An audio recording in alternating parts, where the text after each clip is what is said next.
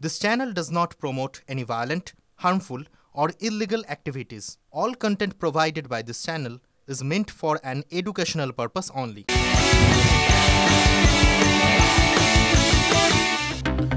নমস্কার, ঘড়িতে এখন সময় ঠিক সকাল 9টা মানে টিভি 9 বাংলার সময় নিউজ এক্সপ্রেস at 9 এর। আজ নিউজ এক্সপ্রেস at 9 এর অনিপার সঙ্গে রয়েছে আমি দীপ। আর দীপ, আমরা প্রথমেই নজর রাখবো দেশের টপ 9 খবরে।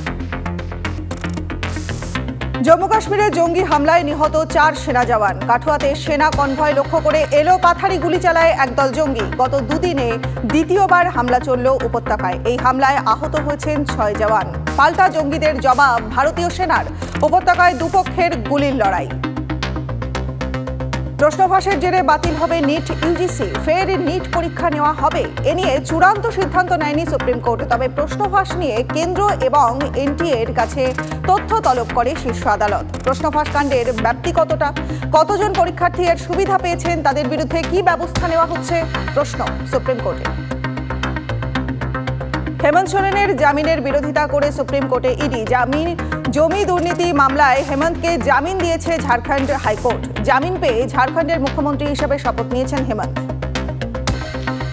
আজ ভারত রাশিয়া শীর্ষ সম্মেলন। মোদি পুতিন বৈঠকের দিকে নজর বিশ্বের। ইউক্রেনের যুদ্ধের আবহে 9 বছর পর প্রধানমন্ত্রীর রাশিয়া সফর।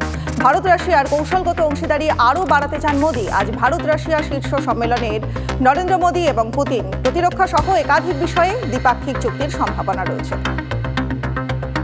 বন্যা বিধ্বস্ত মণিপুরে দুর্গতদের সঙ্গে দেখা করতে যান রাহুল গান্ধী। শরণার্থীদের সঙ্গে দেখা করে তাদের দুঃখ দুর্দশার কথা শোনেন রাহুল। ঘুরে দেখেন ত্রাণ শিবিরগুলো।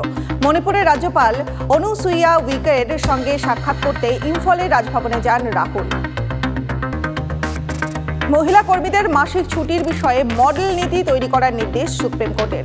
সমস্ত রাজ্য, কেন্দ্রশাসিত অঞ্চল এবং স্টেক হোল্ডারদের সঙ্গে পরামর্শ করে মহিলা কর্মীদের ঋতুকালীন ছুটির বিষয়ে একটি মডেল নীতি তৈরি করার নির্দেশ কেন্দ্রকে। বিষয়টি নীতিগত স্তরে খতিয়ে দেখতে নির্দেশ প্রধান বিচারপতি ডিওয়াই চন্দ্রচূড়ের বেঞ্চের। কেন্দ্রীয় বাজেটের সুখবর, বাড়তে পারে ইপিএফ এ মাসিক বেতনের ঊর্ধ্বসীমা। এখনো পর্যন্ত মোট 9 দফায় পিএফ এর সর্বোচ্চ ঊর্ধ্বসীমা পরিবর্তন করা হয়েছে। শেষবার বেড়েছিল 2014 সালে এবং 10 বছর পর ঊর্ধ্বসীমার পরিমাণ বাড়তে চলেছে। আগামী 23শে জুলাই মোদী সরকার তৃতীয়বার ক্ষমতায় আসার পর প্রথম পূর্ণাঙ্গ বাজেট পেশ করতে চলেছেন অর্থমন্ত্রী নির্মলা সীতারামন।